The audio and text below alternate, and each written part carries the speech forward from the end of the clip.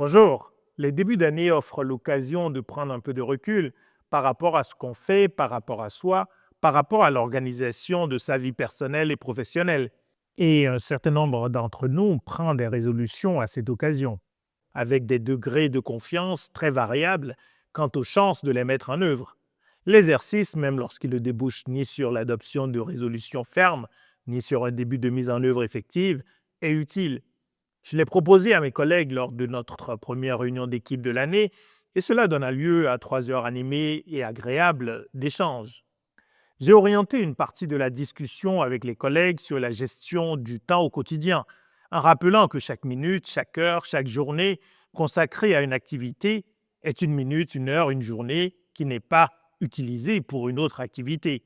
Ce que chacun de nous fait de son temps est important pour soi, mais aussi potentiellement pour la communauté ou les causes qu'on entend servir tout au long d'une vie.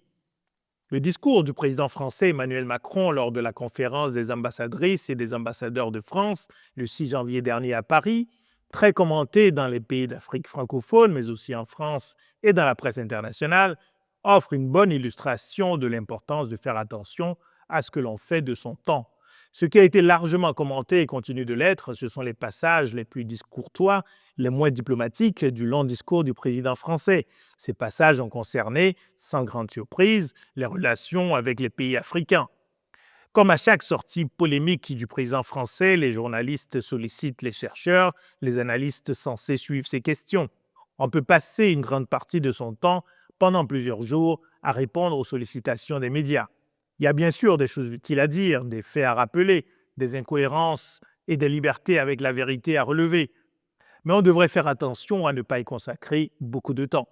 En fait, les autres parties du discours du président d'un pays européen qui cultive toujours, beaucoup plus que tous les autres, son passé impérial, étaient réellement intéressantes, y compris pour nourrir la réflexion dans les pays africains sur ce que devrait être leur priorité.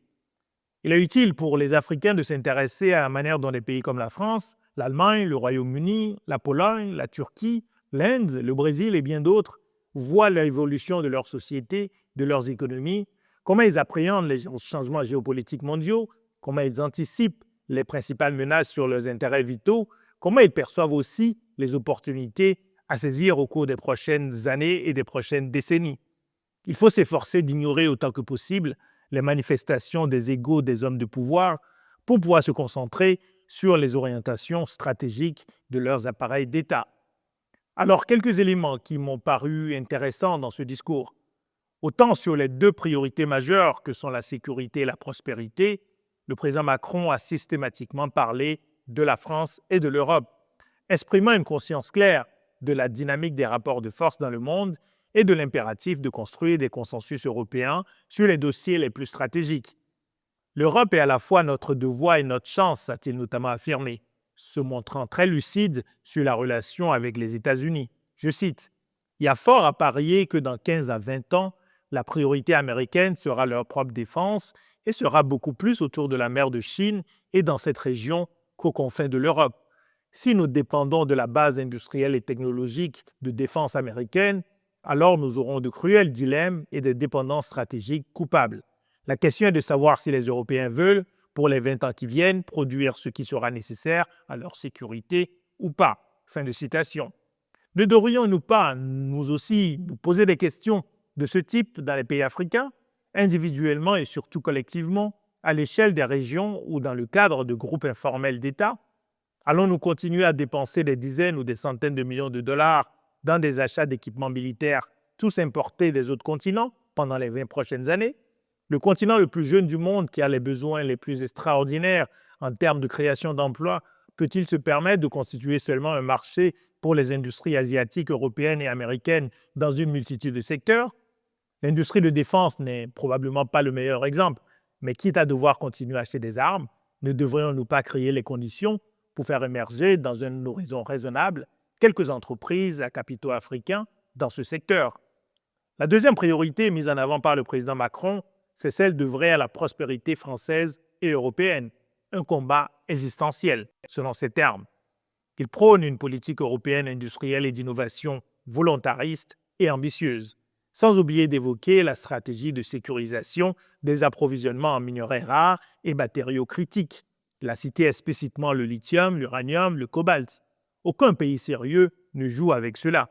L'énergie, les technologies comme l'intelligence artificielle, la sécurisation de l'accès aux ressources naturelles les plus rares et les plus vitales pour les industries, ce sont là des sujets cruciaux pour la prospérité et pour la sécurité. Ces sujets devraient aussi mobiliser l'essentiel du temps et des ressources humaines des institutions africaines. Le bon usage de notre temps exige de nous soustraire à tout ce qui distrait des sujets vitaux pour l'avenir du continent.